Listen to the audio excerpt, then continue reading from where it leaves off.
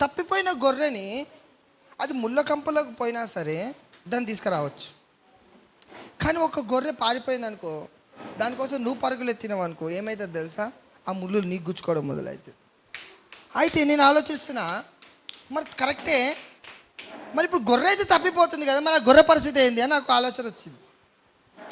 తప్పిపోయిన దాన్ని తెస్తావు, బాగానే ఉంది, పారిపోయిన దాని పరిస్థితి ఏంది అన్నప్పుడు దేవుడు ఏమన్నాడంటే, తప్పిపోయిన గొర్రె నువ్వు తీసుకొస్తావు, పారిపోయిన గొర్రె నేను తెస్తా. తప్పిపోయిన గొర్రె ఎట్లా వచ్చింది? యేసయ్య భుజాలు ఎక్కుతే వచ్చింది. కానీ పారిపోయిన గొర్రె ఎట్లా వచ్చింది తెలుసా? చేప కక్కితే వచ్చింది. యోనా ఏమైందంట? పారిపోయిండు వద్దు అని, కానీ చేప కక్కి బయట వేసింది. మళ్ళా ఆ నరకాలు పడి. Don't run away church. మందిరం నుంచి అప్పుడు పారిపోకు, అది మందిరము, దేవుడు మాట్లాడే స్థలం. ఎవరు పారిపోతారు తెలుసా? Those are offended people, those are insecure people.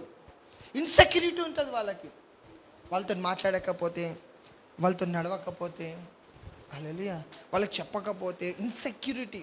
లేదంటే వానికంటే ముందు వేటోళ్ళు బ్లస్ అయినా, లేకపోతే దైవజనుడు వాళ్ళతో మాట్లాడినా, లేకపోతే వీళ్ళు ఎవరితో, they are insecure. That is the insecurity. హల్లెలూయా, ఇన్సెక్యూర్గా ఫీల్ అవుతారు వాళ్ళు. నీవు మందిరానికి వచ్చేది దేవుడు నీతో మాట్లాడడానికి. Church is a connection of your supernatural life. లోకమంతా కష్టపడేది నీకు ఈజీగా చేసేదే మందిరం.